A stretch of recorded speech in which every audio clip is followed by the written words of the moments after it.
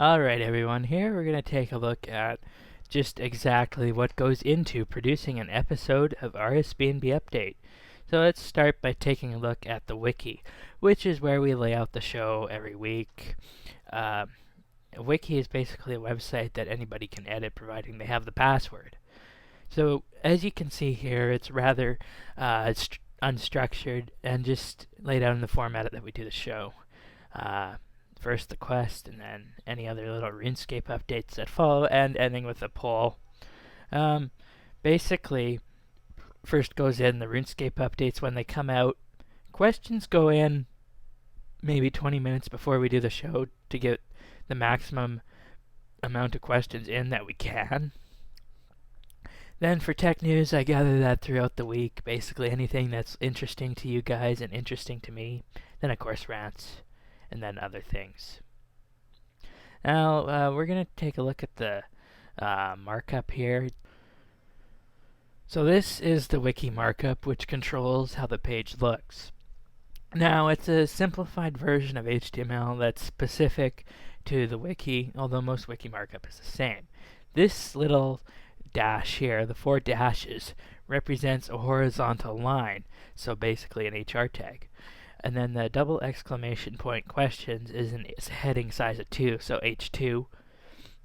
Then if we go down here, we can see that this one represents an H3, so then it goes H1 all the way down to H6, of course.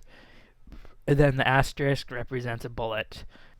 And for anybody wondering, we use PMWiki, which is freely available. So, as you probably see in my clock here, we're 1 minute behind, so it's time to call up Brad. But first I want to point out Audio Hijack Pro.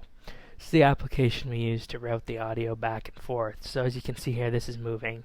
So everything goes in here, gets mashed together, and then comes out in one of 3 recorded tracks. This first one being my voice here, the mix down, which you're hearing right now. Then here's a mix down of everything put together. And then here's Brad's track right here, which isn't obviously moving because he's not here. Also, listener questions and whatnot go through that track as well.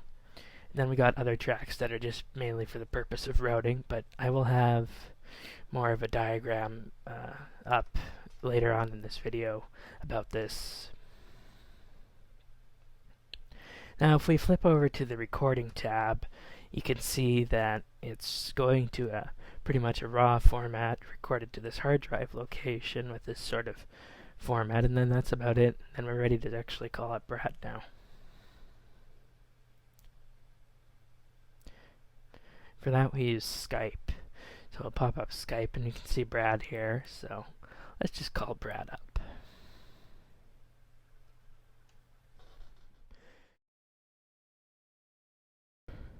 So now that we've finished recording the show, it's actually time to copy these files over to the Windows computer for editing. This normally takes between 5 and 7 minutes, but we'll speed up the process here for you now.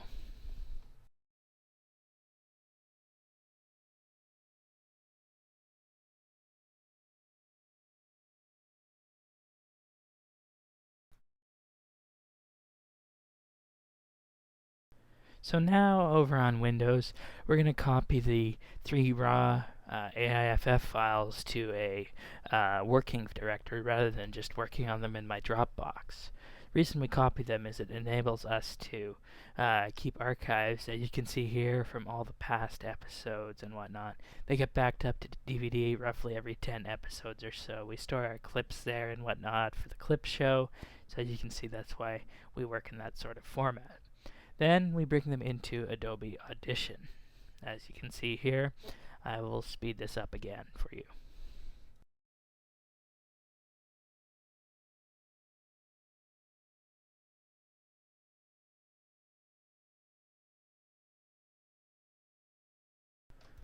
So after everything's imported, it loads it up into Edit View for the singular waveforms, as you can see there. That was the master, that's mine, and then this one here's Brad's, a bit quieter. So we adjust them all accordingly so that one's not louder than the rest. Now we move them into a multi-track editing area so that we can line them up, and then so that when we're both talking, it doesn't go out of sync. That's why we have 3 tracks. The master output track serves primarily to line up the tracks, as we're doing right now, so we can easily make sure that we're not going out of sync or something like that. See, you can see right here, we are lining up this track to the very precise start of the waveform down to the fraction of a second, so that once this is lined up, it will sound just as if it was sitting on top of the other track, and then it sounds perfect. Then we're going to just do the same up here to my track now.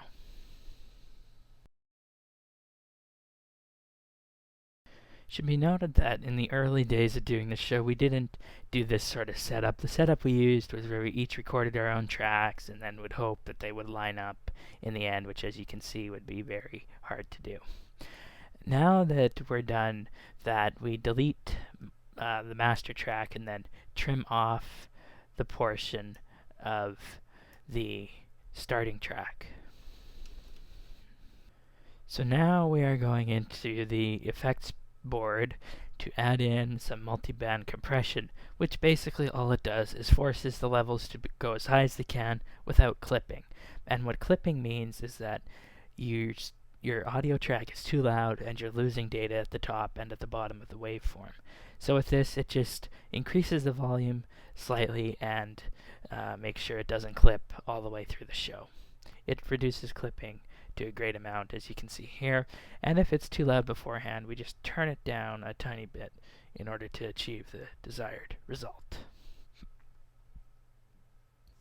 So basically now, when we're done editing the entire show, we'll reach the end, and then at the end we basically just trim off what we don't need, basically anything after Brad and I would say goodbye. So we're going to find that shortly here, and then just trim it all off, and then from there export as a uncompressed WAV file.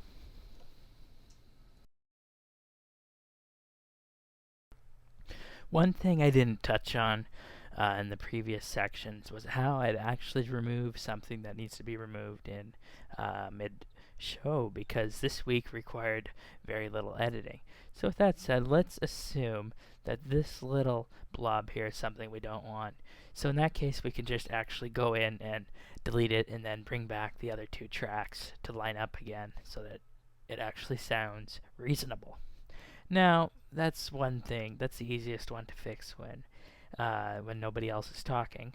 But now, let's go back a bit further and actually say that something happened when I was talking at the same time. So we're going to actually go in here and delete this section here, because we assume that this is something that's bad. So in order to do that, rather than just pressing delete, we're going to turn the volume down on that so it practically doesn't exist and you can't hear it. This is the most common method for removing little anomalies, let's just call them, that appear in mid-show. So most times I won't even use the bleep. I will use the bleep if it's something funny that we can actually capitalize on. So there you go.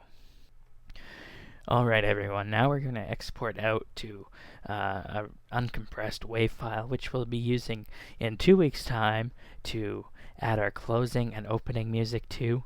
And then also in 2 weeks' time, we'll cover uploading to Libsyn, posting to the update website, and posting it on the forums, which also puts it in the iTunes podcast listing. See you then, everyone.